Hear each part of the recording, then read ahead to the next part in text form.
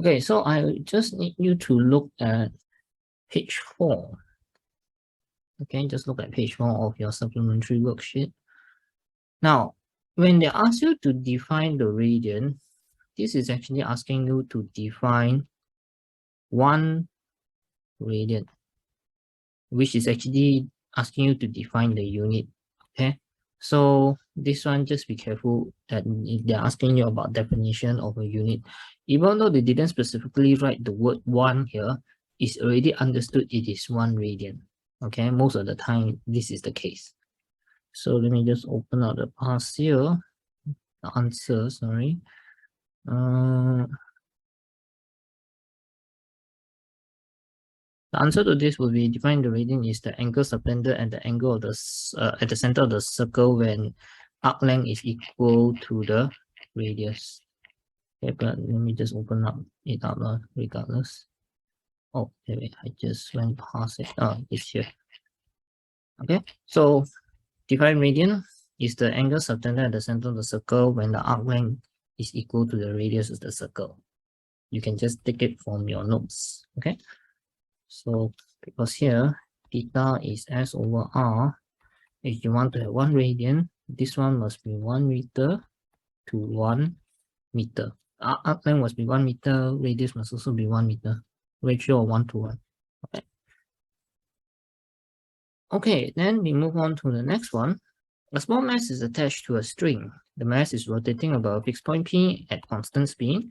Explain what is meant by angular speed about point P of the mass. Okay, now if you're talking about angular speed or angular velocity, it would generally be okay to say this, where you say that is angle turn through per unit time or rate of change of angular displacement. But this one will only be good if they're asking you a general definition of angular speed. What I mean by that is this. You see, if the question was just asking you explain what is angular speed and then stop here, full stop, this one is asking you a general definition of angular speed or angular velocity. You could have just used the definition from the notes directly and you'll still be getting full marks from that. But here, there's an additional requirement. They ask you to explain what is angular speed specifically with respect to this. What is angular speed about point P of the mass?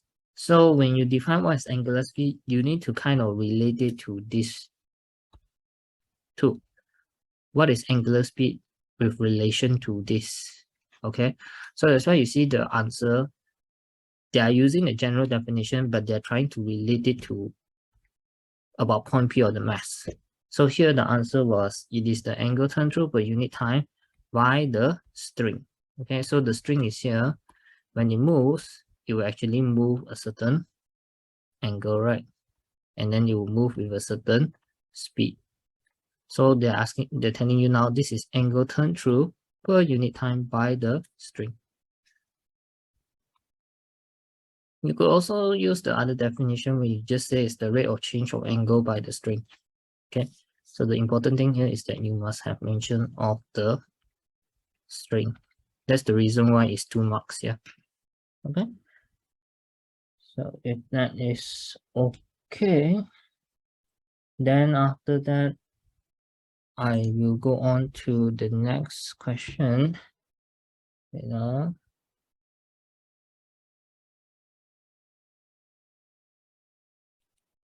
Okay, so next question in the next page. This one is a case where you have a horizontal circle. Okay, so erase this one. Okay, now when you look at this one, the first thing they mentioned to you was this. They tell you have a horizontal plate that is free to rotate about vertical axis through its center as shown in the figure here.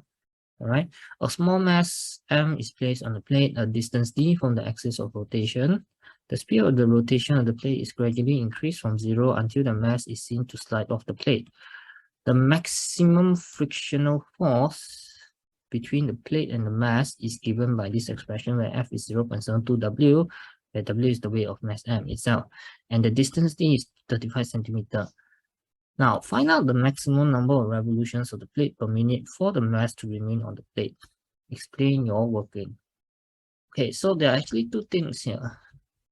There's actually, number one, the plate. The plate is actually rotating about its axis, or rather it's spinning about its axis like this. But at the same time, you have a mass M here that is placed on top of the plate. So when the mass is resting on the plate and the plate is now rotating or spinning about its axis, this mass will actually start to move in a circle. Okay, so this mass actually has circular motion. So we know that if you have circular motion, you need to have centripetal force. So in our case, the centripetal force actually came from your frictional force. And they tell us now that the maximum frictional force that your mass and plate will have is given by this expression. Okay, so we have frictional force F acting towards the center of the circle in this direction. Okay, now we know that just now I mentioned that if frictional force is more than or equals to your centripetal force, you can actually move in a circle. But on the other hand, if your frictional force is less than your centripetal force required, you won't be able to move in a circle. Okay, so here they ask you to find out the number of revolutions per minute of the plate for mass M to remain on the plate. You can just think of it as this now. At the point of sliding,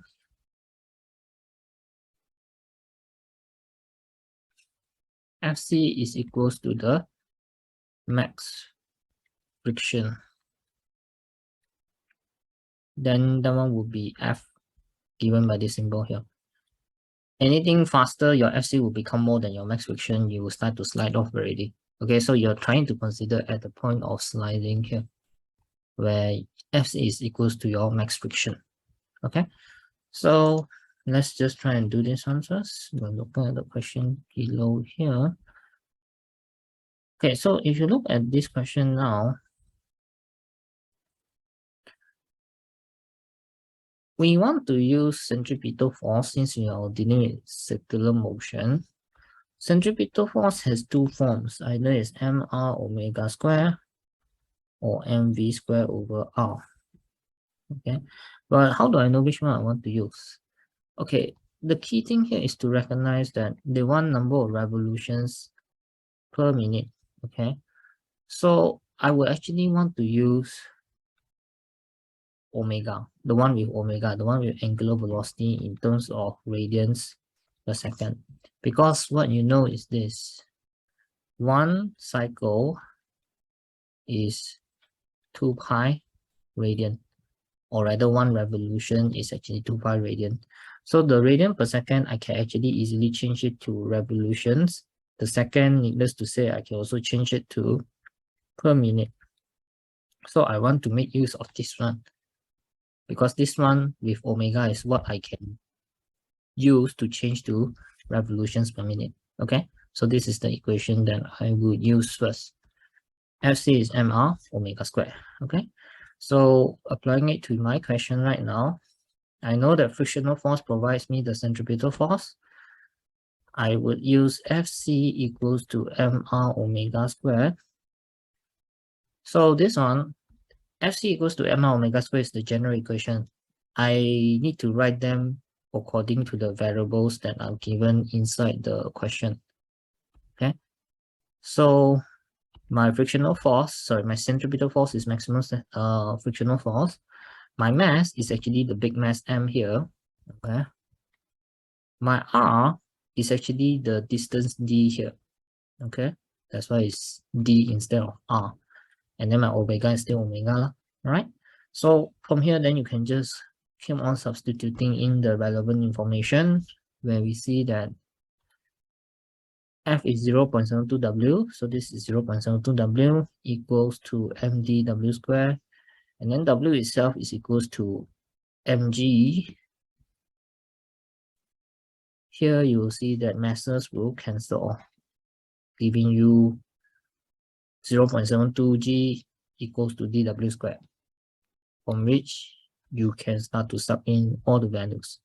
0.729.81 equals to 0.35 omega squared, such that omega is 4.492 radian per second.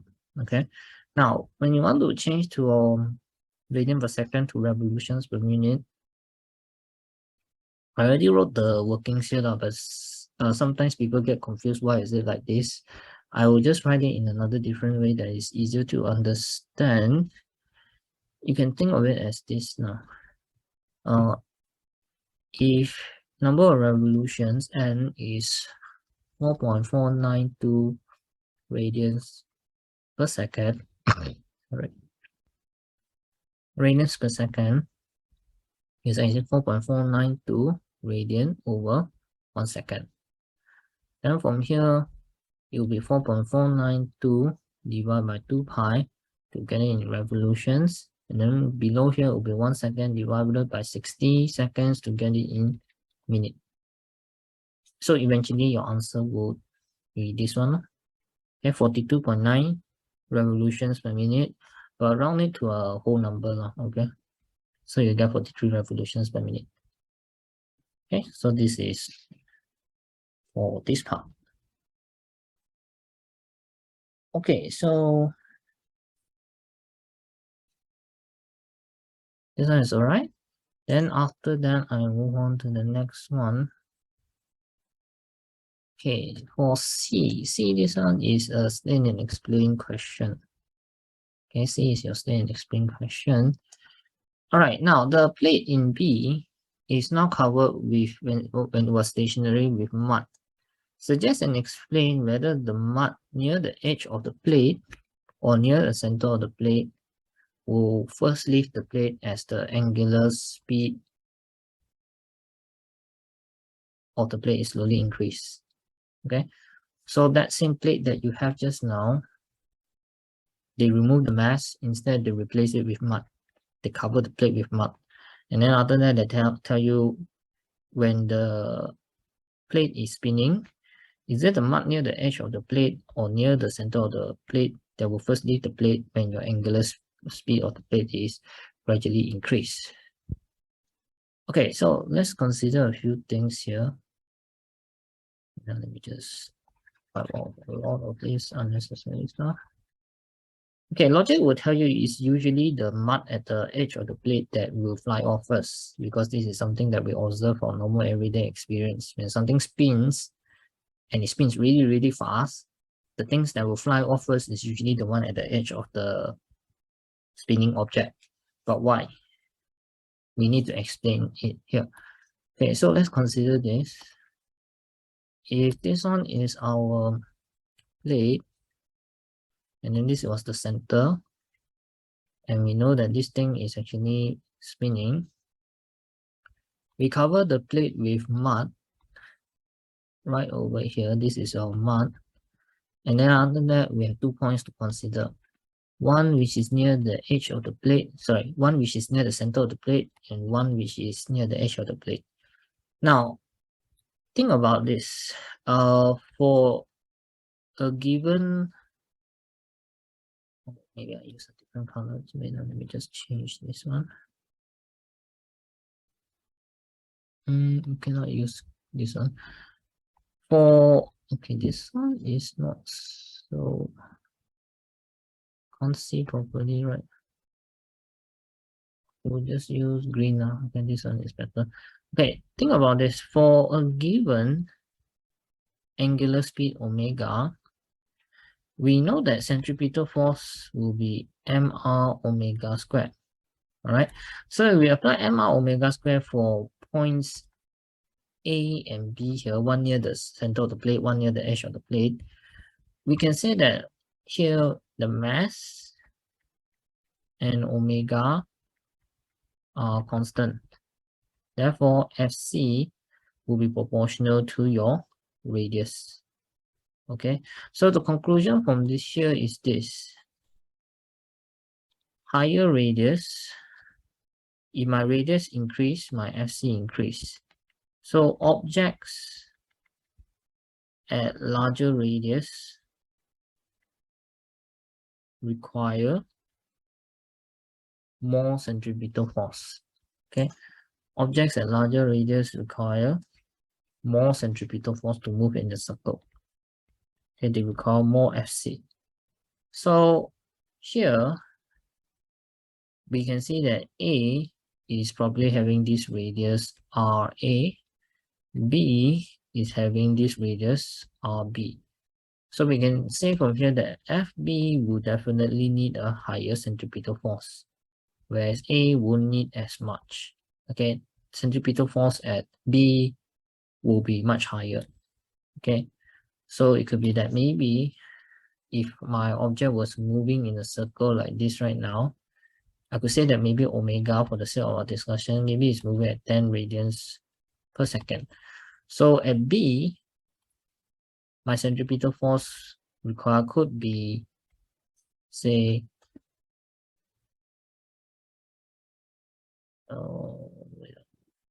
it could be, say, 60 Newton, whereas for A, it could be just maybe 30 Newton. Okay, but now consider this. Your centripetal force is provided by your frictional force, and there's a maximum frictional force to it. So if I tell you, for example, now my maximum frictional force F is, say, maybe 100 Newton. This one, point A, at 10 radians per second with centripetal force 30 Newton, this one will allow it to move in a circle.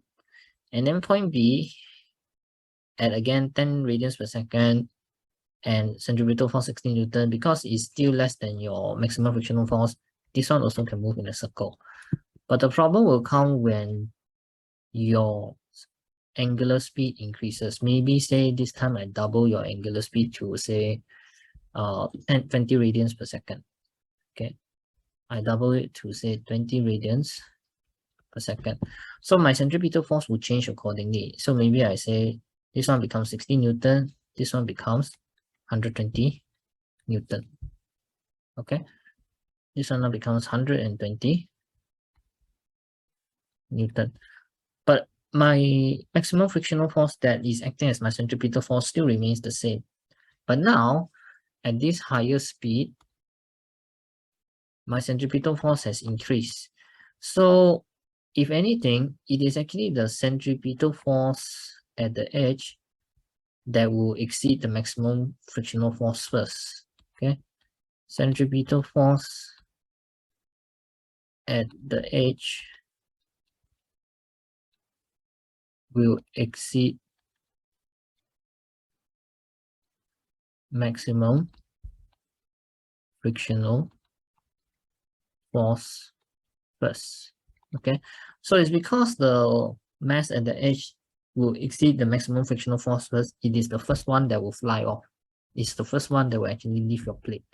Okay, so that's the understanding here. All right, so the answer is what is written in the worksheet.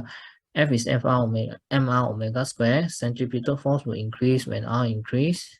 Centripetal force is generally larger at the edge, so the mud at the edge will actually fly off first, because it's the first to exceed the maximum frictional force there.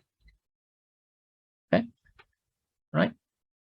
There's also another example of horizontal circle, but this one is actually from a more recent past year. Okay, this one I will need to refer to your regular worksheet, the one which is 62 pages long. Okay. Okay, so standalone questions for circular motion I mentioned to you doesn't come out often. They come out really rarely.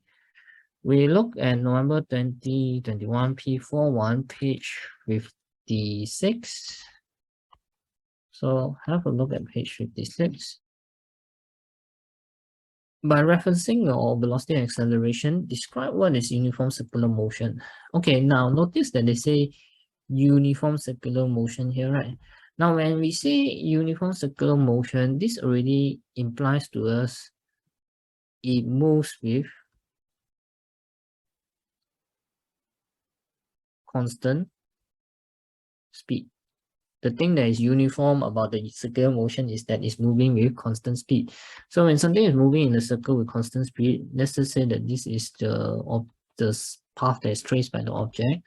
and I give you a few paths, point A, point B, point C, then say maybe point D lah. Okay, this is A, this is B, C, and D. So when saying uniform circular motion, the uniform part comes from the fact that your speed is always the same. It's always uniform. So it was mentioned to you that any point for a moving object, the speed will always be tangent to the path that it was taking. So at A, this one will be the speed. B, this is the speed direction. C and D is like this. So if A was at 10 meters per second, so would B, C, and D. Okay, this is what we mean by uniform speed or constant speed. All right. So it's from here that they want you to kind of talk about the velocity and acceleration. What can you say about the velocity and acceleration here? So we know that velocity and speed are two different terms. Okay. Speed is just magnitude. Velocity is magnitude and direction because velocity is vector. Okay, so we want to talk about velocity here. Now you talk about velocity. We know that the magnitude of the velocity remains constant, but direction continuously changes. All right. This is what is actually happening to the velocity. Okay, but here the question only gave you a credit for you talking about the magnitude of velocity. The part where you talk about the direction continuously changing, they didn't really bother. So even if you write this, you won't be credited with any mark. Okay, but this is actually what's fully happening right now lah. Magnitude remains constant, but direction continuously changes. And then the second thing that you can talk about is the acceleration. Now, since the magnitude of velocity is constant, but the direction is always changing, I explained to you that time that can only be possible if your acceleration in the first place was always perpendicular to your velocity. That is the only way you would have a velocity change. That is the only way in which you would have a change in direction, but not change in magnitude for velocity. So here, since magnitude of velocity is constant, but direction changes, you can then say acceleration is always perpendicular to your velocity. This is where your second point comes from. All right. Now this one, acceleration is always perpendicular to velocity. Sometimes people can also say this like acceleration is always directed towards the center of the circle. All right. Because acceleration is perpendicular to velocity in the first place, it causes your acceleration to always be directed towards the center of the circle. Okay. So this is acceleration and velocity for uniform circular motion. Okay, so if this one is okay, then I move on to the second part, part B. Now, two cars are moving along a horizontal circular track. One car follows path X and the other follows path Y, as shown in the figure here. All right. So I'll clear off everything first. If you read further down the question, they will tell you the radius of path X is 318 meters. Path Y is parallel to and 27 meters outside path X. Both cars have the same mass. The maximum lateral sideways frictional force that the cars can experience without sliding is the same for both cars. Then they tell you the maximum speed at which the car on path X can move around the track without sliding is 94 meters per second. Calculate what is F, which is meaning to say this one, the sideways frictional force. Okay, calculate F here. All right. Now, it so happens that your F would also be your FC at the point of sliding. So here, I want to use centripetal force equation, because here it's already mentioned that the object is moving in a circle, right? So, but again, we still need to decide which one do we want to use. Do we want to use mr omega square, or do we want to use mv square over r? Now, here they already gave us speed in meter per second. This is actually our v. So it already makes our life simpler. We know we want to use this, not the first one, because that one is omega in radians per second, right? So frictional force provides the centripetal force. The frictional force is equals to centripetal force is equals to mv square over r. From here, just sub in everything that you know. Mass is 790, speed is 94, square 8 divided by the radius. You're going to get the answer for frictional force as 2.2 times 10 power 4 Newton. Okay. So this is number 1. Okay. So pretty straightforward. Okay, then the next one will be something more like a qualitative analysis of your cars. Now, they tell you both cars move around the track. Each car has the maximum speed at which it can move without sliding. They're both moving with a certain maximum speed without sliding. Complete the table below by placing a tick in each row to indicate how the quantities indicated for the car on path Y compare with that of path X. You're comparing path Y with respect to path X. Path Y is actually the path that is a bit further out from the center. If you look at your diagram, path Y is actually this one here. Okay, it's a bit further out from the center of your circle. Oh, sorry, it's a bit further out from the center of the circle. It's also a bit further out than path X. Okay, so here they want you to analyze this. No calculations are required. You're not supposed to do any detailed calculation, but you still need to analyze it qualitatively. Okay, so let's talk about the first row. They're asking you, how does centripetal acceleration of Y compare with that of X? Now, one of the things we know is that the frictional force is the one that provides us the centripetal force. Okay, and then you read the question, they tell you that the maximum frictional force that the cars can experience without sliding is the same. Okay, they have the same frictional force. Okay, so if both of them are experiencing the same frictional force, it follows that they must be having the same centripetal force, no? Okay, so since both X and Y experience same maximum friction, the centripetal force will be the same.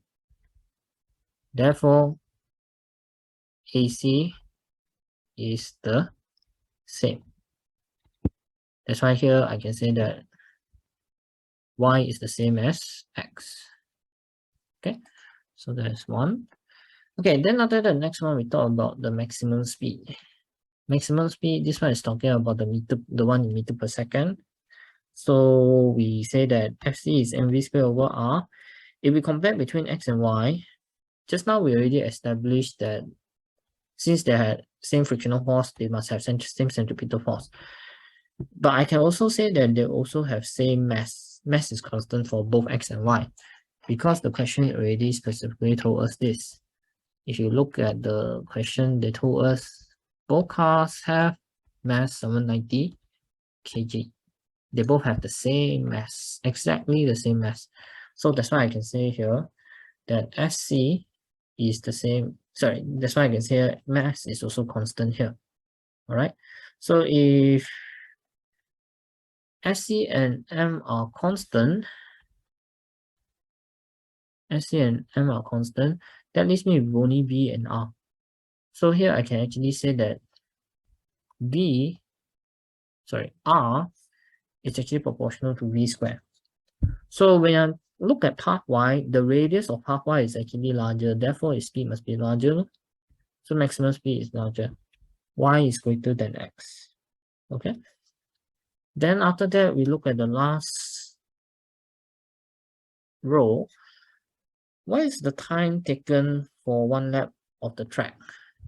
time taken for one leg of the track, this one, the thing that would probably come to mind is actually your period. Okay, this one they're talking about the period. So for this, you would probably be better off using FC is MR omega square, because we know omega is 2 pi over T. All right.